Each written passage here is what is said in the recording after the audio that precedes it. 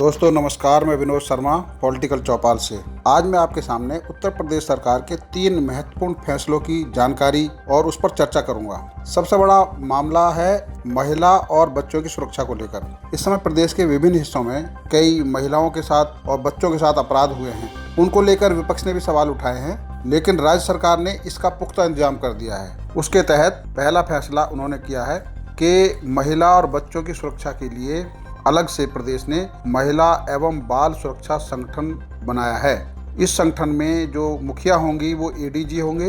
उसका पद एडीजी महिला एवं बाल विकास सुरक्षा के नाम से होगा।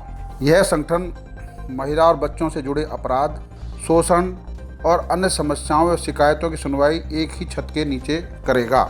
इस संगठन के बन जाने से महिला और बच्चों का उत्पीड़न रुकेगा, उनके खिलाफ होने वाले अपराधों को नियंत्रित किया जा सकेगा और उनको सहायता उपलब्ध कराने में आसानी रहेगी। इसके जरिए महिलाओं को सशक्तिकरण किया जा सकता है। इस संगठन के बन जाने के बाद प्रदेश में वीमेन पावर लाइन 1090, सभी महिला थाना, सभी एंटी ह्यूमन ट्रैफिकिंग यूनिट, महिला सम्मान प्रकोष्ठ, सीबीसीआईडी स्थित महिला सहायता प्रकोष्ठ और पुलिस मुख्यालय में यूपी 112 अब इस संगठन के अधीन काम करेंगे। इसके बन जाने से राज्य सरकार को भी सहूलियत होगी।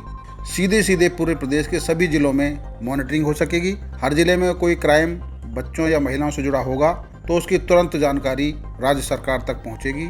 अभी तक यह काम विभिन्न जिलों की पुलिस भी देख रही थी, लेकिन अगर इस तरह का अपराध कोई होता है तो उसकी तुरंत जानकारी इस संगठन को मिलेगी और मॉनिटरिंग भी होगी। इसके साथ साथ उत्तर प्रदेश सरकार ने एक और महत्वपूर्ण कार्य किया है।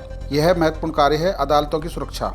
और अदालतों के साथ साथ यह नया बल बनाया गया है जिसका नाम है यूपीएसएसएफ, यानी विशेष सुरक्षा बल। यह बल न केवल अदालतों की सुरक्षा करेगा बल्कि बैंकों, धार्मिक स्थलों, मेट्रो, एयरपोर्ट आदि में भी इसका इस्तेमाल किया जाएगा।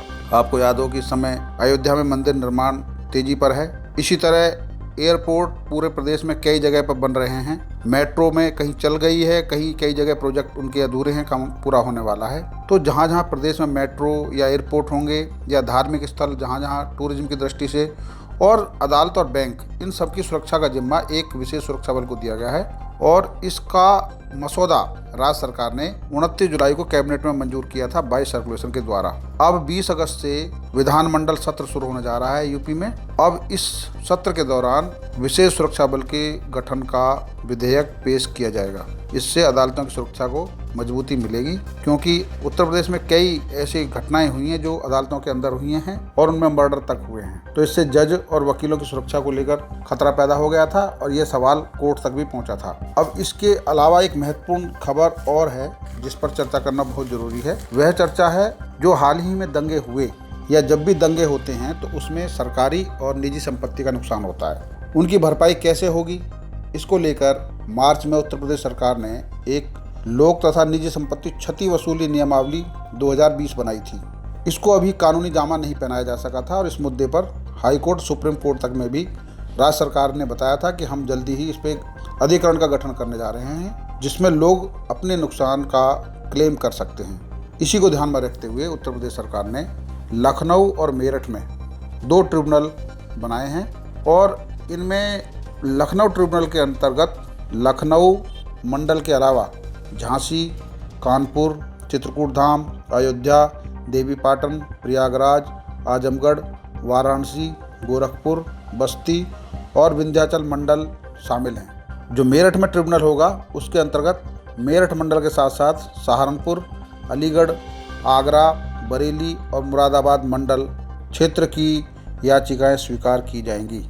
इस ट्रिब्यूनल में खास बात यह है कि इनको सिविल न्यायालय के सारे अधिकार होंगे, सारी शक्तियाँ इन्हें मिली होंगी और ट्रिब्यूनल का फैसला ही अंतिम होगा।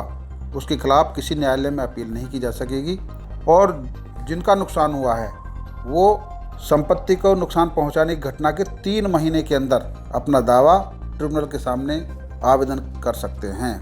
इस तरह का ये नया सिस्टम पूरे प्रदेश में लागू किया गया है।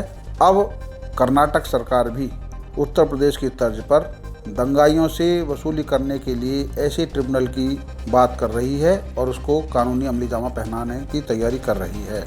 आप सबके लिए ये महत्वपूर्ण खबर पॉलिटिकल चौपाल से। देखते रहिए। धन्यवाद।